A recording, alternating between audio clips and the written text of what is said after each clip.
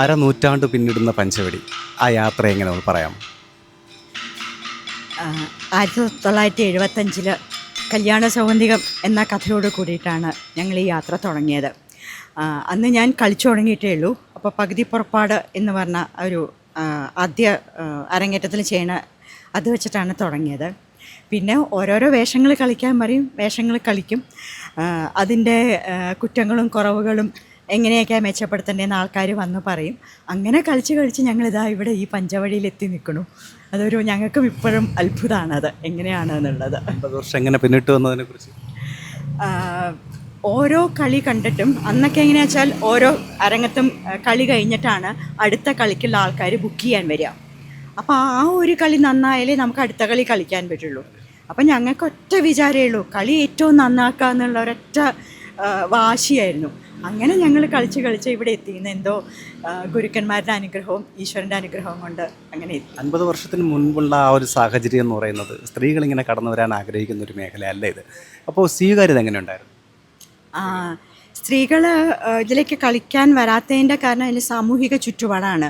കാരണം സ്ത്രീകൾ കളിക്കാൻ പാടില്ല എന്നൊരു ലേബല് ആരൊക്കെയോ കൂടി അടിച്ചേൽപ്പിക്കലും. പക്ഷേ അങ്ങനെ കളിക്കാൻ താല്പര്യമുള്ള ധാരാളം ആൾക്കാരുണ്ടായിരുന്നു. അവിടെ ഇവിടെയൊക്കെ കളിച്ചിരുന്നു. അത് പക്ഷേ കുടുംബ സദസ്സിന് വേണ്ടി കളിക്കുക എന്നുള്ളൊരു അതിന് മാത്രമാണ് ഒതുങ്ങിയിരുന്നത്. കൂടി വന്നാൽ 2 കൊല്ലം 3 കൊല്ലം, അത് കഴിഞ്ഞ് കല്യാണം കഴിഞ്ഞ് കുട്ടികളായി പിന്നെ കളി നിർത്തുക എന്നുള്ളൊരവസ്ഥയായിരുന്നു സ്ത്രീകൾക്കുണ്ടായിരുന്നത്. എനിക്ക് തോന്നുന്നു നമ്മുടെ കേരള ഗവൺമെൻറ് യൂത്ത് ഫെസ്റ്റിവൽ തുടങ്ങിയതിന് ശേഷമാണ് കൂടുതൽ കുട്ടികൾക്ക് കളിക്കാനുള്ള ഒരു അവസരം കിട്ടിത്തുടങ്ങിയത്. 15 മിനിറ്റ് നേരത്തേക്കേ ഉള്ളൂ, പക്ഷേ ആ 15 മിനിറ്റ് രാവണ്ണും ഭീമനൊക്കെ ആയിട്ട് അടിച്ച് തകർത്ത് സമ്മാനം മേടിക്കുക എന്നുള്ളതൊരു വാശിയായിട്ട് മാറി ഞങ്ങൾക്ക് പെൺകുട്ടികൾക്ക്. അപ്പം അങ്ങനെയാണ് കലാമണ്ഡലം കൃഷ്ണൻ നായർ, അന്നത്തെ കഥകളിയുടെ എല്ലാമായ കൃഷ്ണനാരാശാനാണ് പറഞ്ഞത്, 15 മിനിറ്റ് കളിക്കാന്നുണ്ടെങ്കിൽ എന്തുകൊണ്ടും ഒരു കളി മുഴുവൻ കളിച്ചുകൂടാം. അപ്പോൾ ആശാൻ്റെ അനുഗ്രഹത്തോടു കൂടിയിട്ടാണ് ഞങ്ങൾ കളിച്ചു തുടങ്ങിയത്. കളിച്ചു തുടങ്ങിയപ്പോൾ ഞങ്ങൾക്കും കളിക്കാൻ പറ്റുന്ന സ്വയം ബോധ്യം വന്നു, ആൾക്കാർക്കും ബോധ്യം വന്നു തോന്നുന്നു. അതുകൊണ്ടായിരിക്കും ഞങ്ങളെ കളിക്കാൻ വിളിച്ചത്. പിന്നെയും പുരുഷന്മാർ കൈയടക്കി വെച്ചിരുന്നൊരു മേഖലയാണ്. ഇപ്പോൾ ചെയ്ത കഥാപാത്രം പോലും രാവണൻ, ഏറ്റവും പൗരുഷത്തിൻ്റെ പ്രതീകം. അപ്പോൾ ഈ രാവണൻ പോലുള്ള പൗരുഷ വേഷങ്ങൾ വെല്ലുവിളി നിറഞ്ഞ വേഷമാണ്. ഒരു സ്ത്രീ ആ വേഷം കൈകാര്യം ചെയ്യുമ്പോൾ ആദ്യം എങ്ങനെ തോന്നുന്നു? സംശയമില്ല, വെല്ലുവിളികളൊക്കെ ഉണ്ട് നല്ലോണം. കാരണം ആദ്യത്തിന് അലർച്ച, പിന്നെ നല്ല ഹെവി കോസ്റ്റ്യൂമാണ്. അപ്പോൾ ഈ വേഷം എന്താ താടി വേഷമൊക്കെ ആണെങ്കിൽ കുറച്ചുകൂടി ഹെവി ആയിരിക്കും. പക്ഷേ അത് നമ്മൾ ഉള്ളിലുള്ള പാഷൻ കൊണ്ട് തന്നെ നേരെ ആക്കണം എന്നുള്ളൊരു മോഹം കൊണ്ട് അതിന് വേണ്ടി പരിശ്രമിക്കും. വീട്ടിൽ അലർച്ച പ്രാക്ടീസ് ചെയ്തിട്ട് ആരും കേൾക്കാതെ. പിന്നെ ഓഫ് കോഴ്സ് ആ ഹെവി കോസ്റ്റ്യൂം ഇട്ട് ചെയ്യാൻ വേണ്ടിയിട്ട് നമ്മൾ വീട്ടിലതിന് വേണ്ടിയിട്ട് തയ്യാറെടുക്കുന്നുണ്ട്. അഭ്യാസം തന്നെ മെയിൻ. പിന്തുണ ഉണ്ടായിട്ടുണ്ടോ ഇറങ്ങി? തീർച്ചയായിട്ടും, സംശയമില്ല. ആരുടെയും ഫാമിലി സപ്പോർട്ട് ഫസ്റ്റ്, പിന്നെ പഠിപ്പിക്കുന്ന ഗുരുനാഥനും അതെ. ഇത് പറ്റില്ല എന്ന് ഒരിക്കലും പറഞ്ഞിട്ട് നമ്മളെ മാറ്റി നിർത്തിയിട്ടില്ല. ഈ വേഷം വേണ്ട, അത് കുറച്ച് ബുദ്ധിമുട്ടുള്ളതാണെന്ന് അല്ല, ചെയ്തോന്നേ പറഞ്ഞിട്ടുള്ളൂ. എപ്പോഴും ഗുരുക്കന്മാരുടെ എൻകറേജ്മെൻറ്റ്, പിന്നെ കൂടുതലുള്ള കലാകാരന്മാരും അതെ, എല്ലാവരും പുരുഷന്മാർ നല്ല പ്രോത്സാഹനം തന്നെയാണ് തന്നിട്ടുള്ളത്. ഇങ്ങനെ ചെയ്തോളൂ എന്ന് പറഞ്ഞ് നമ്മളെ തിരുത്തി തരാനൊക്കെ. വെല്ലുവിളി അങ്ങനെ ഒരു ഇതില്ല, മാറ്റി നിർത്തലുണ്ടായിട്ടില്ല? ഇല്ല, പഠിക്കുന്ന കാലത്ത് പിന്നെയും ആൾക്കാർ ചോദിച്ചിരുന്നു എന്തിനാ കഥകളി പഠിക്കണമെന്നൊക്കെ. പക്ഷേ ഇപ്പോൾ അതിൻ്റെയൊക്കെ ഒരു സിനാരിയോ മാറിയിട്ടുണ്ട്. നമ്മൾ ചെയ്യുന്നതും ആൾക്കാർ അംഗീകരിക്കാൻ തുടങ്ങിയിട്ടുണ്ട്, ആരുങ്ങൾ കിട്ടുന്നുണ്ട്. കഥകളിയുടെ ജീവനാണ് പാട്ട്. വളരെ മനോഹരമായിരുന്നു നിങ്ങൾ രണ്ടുപേരും. ആര് ഉയർച്ച ആര് താഴ്ച അങ്ങനെയൊന്നുമില്ല, നന്നായിട്ട് പാടി. അപ്പോൾ ഈ കഥകളിയിലെ പ്രധാന ഭാഗമായി പാട്ട്, അതിൻ്റെ എന്തെങ്കിലും വെല്ലുവിളി വരുന്നു? പ്രധാന വെല്ലുവിളി എന്ന് പറഞ്ഞാൽ ഇത് നല്ലവണ്ണം കാണാപ്പാഠം പഠിച്ച്, അതായത് ഇപ്പോൾ ഈ പൊന്നാനി പാടുന്ന ആളാണ് സ്റ്റേജ് കൺട്രോൾ ചെയ്യുന്നത്. അപ്പോൾ അടുത്ത ചരണത്തിലേക്കുള്ള സിഗ്നൽ കൊടുക്കുക, വരികൾ ഓർക്കുക, രംഗം മാറുക, രംഗം എന്താണ്, ഓരോ രംഗത്തിൽ നടക്കേണ്ട കാര്യങ്ങൾ എന്തൊക്കെയാണ്, എപ്പോൾ തിരശീല പിടിക്കണം, അത് ഏതൊക്കെ ഇത്ര സമയത്തിൻ്റെ ഉള്ളിൽ തീർക്കണം എന്ന് പറഞ്ഞു കഴിഞ്ഞാൽ അതിന് എന്തൊക്കെ നമുക്ക് കട്ട് ചെയ്യേണ്ടി വരും, അല്ലെങ്കിൽ എത്ര കൂടി നീട്ടണം എന്ന് പറഞ്ഞ് കുറച്ചും കൂടെ സമയമുണ്ട് നീട്ടാം എന്ന് പറഞ്ഞു കഴിഞ്ഞാൽ ഏത് രീതിയിൽ നമുക്ക് ആ താളത്തിനെ നിയന്ത്രിച്ച് കൊണ്ടുപോവാം എന്ന് കണക്കാക്കുന്നത് ഡയറക്ടർ എന്ന് പറയാം.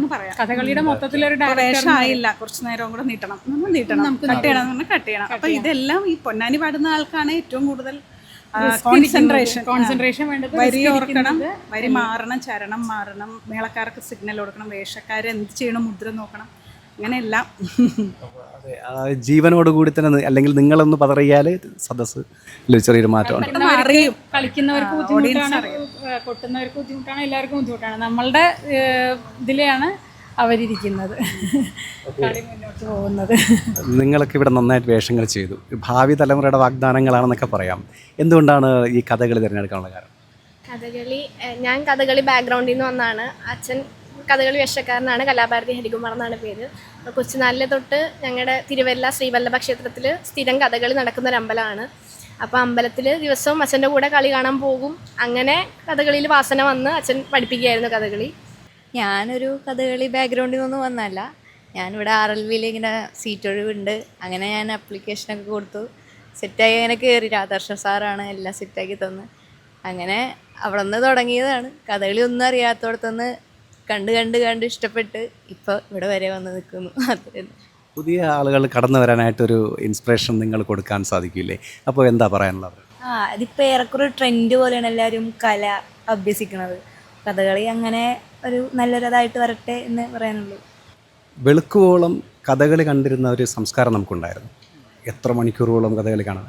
ഇപ്പോൾ നിങ്ങളിപ്പോൾ ഇവിടെ അവതരിപ്പിച്ചത് ഏകദേശം തുടക്കം മുതൽ ഒടുക്കം വരെ എന്ന് പറയുന്നത് ഏകദേശം ഒരു ദിവസം ഒരു 2.5 മണിക്കൂർ കൊണ്ട് തീർത്തു.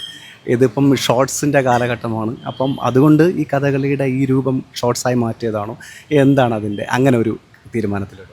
അങ്ങനെ ഷോർട്ടായിട്ട് കളിക്കാൻ പറ്റുന്ന ഒരു കലാരൂപമല്ല കഥകളി എന്ന് പറയുന്നത്. ഇന്ന് ഞങ്ങൾ കളിച്ച പഞ്ചവടി എന്ന് പറഞ്ഞാൽ 2.5 മണിക്കൂർ ബാല്യവധം എന്ന കഥയിലെ ആദ്യത്തെ രംഗങ്ങൾ മാത്രമാണ് നമ്മൾ അവതരിപ്പിച്ചത്. അത് 2-2.5 മണിക്കൂർ വരും. അത് ഇതെല്ലാം പലപ്പോഴും ഓർഗനൈസേഴ്സ് ആവശ്യപ്പെടുന്ന അനുസരിച്ചിട്ടാണ് നമ്മൾ കളിക്കുക. പൊതുവെ എല്ലാ ഓർഗനൈസേഴ്സിനും അറിയാം, കഥകളിയിലെ പ്രബുദ്ധരായ ഓർഗനൈസേഴ്സിനും അറിയാം അങ്ങനെ ഷോർട്ടായിട്ട് കാണിക്കാൻ പറ്റുന്നതല്ല എന്ന്. അപ്പോൾ അവരങ്ങനെ ആവശ്യപ്പെടില്ല. അവർ പറയും ഇന്ന കഥ, ആ കഥ എത്ര സമയമാണോ അത്രയും കഥ നമ്മൾ അവതരിപ്പിക്കും. അത് ഷോർട്ടിൻ്റെ ഒരു പരിപാടി കഥകളിയിൽ ഒരു മാറ്റവുമില്ലാതെ മായമില്ലാത്ത അതെ അതെ അതെ അതെ. കരണത്തോട് ലയിക്കുന്നതാണ് കല. ഒരു കലാകാരൻ്റെ മുമ്പിൽ ജാതി, മതം, വർഗം, വർണ്ണം, ഭേദം ഒന്നുമില്ല.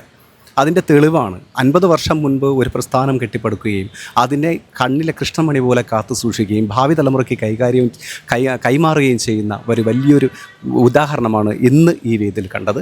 തൃപ്പൂണിത്തുറ ആസ്ഥാനമാക്കി പ്രവർത്തിക്കുന്ന ഒരുപാട് പേരുടെ ഒരു കൂട്ടായ്മയാണിത്. ഈ കൂട്ടായ്മ ഇന്നിവിടെ അവതരിപ്പിച്ചത് രാമായണവുമായി ബന്ധപ്പെട്ട ബാലിവധവുമായി ബന്ധപ്പെട്ട ഒരു ഭാഗമാണ് അവതരിപ്പിച്ചത്. ആസ്വാദനത്തിനും അങ്ങേയറ്റം മികവ് പുലർത്തി. അതുപോലെ തന്നെ ഇവരുടെ അഭിനയ മികവും എല്ലാം വളരെയധികം മികവ് പുലർത്തിയിരുന്നു. ഇത്തരത്തിലുള്ള കലാകാരന്മാരെയും കലാകാരികളെയും ഉയർത്തിക്കൊണ്ടുവരുന്നതിന് വേണ്ടിയിട്ടുള്ള പരിശ്രമങ്ങൾ ഇനിയും ഇവിടെ ഉണ്ടാകണം എന്ന് മാത്രം പറഞ്ഞുകൊണ്ടും കല ഒരിക്കലും നശിക്കാൻ ഇടയാകരുത് എന്നും നമ്മുടെ മലയാളികളുടെ ഐശ്വര്യമായ അവിടെ സ്വന്തം എന്ന് അഹങ്കരിക്കാവുന്ന കഥകളിയെ കൈപിടിച്ചുയർത്താൻ അതിൻ്റെ തനിമ നഷ്ടപ്പെടാതെ സൂക്ഷിക്കാൻ ഇവർ നടക്കുന്ന പ്രയത്നങ്ങൾക്ക് എല്ലാവിധ ആശംസകൾ നേർന്നുകൊണ്ട് നിർത്തുന്നു. നന്ദി.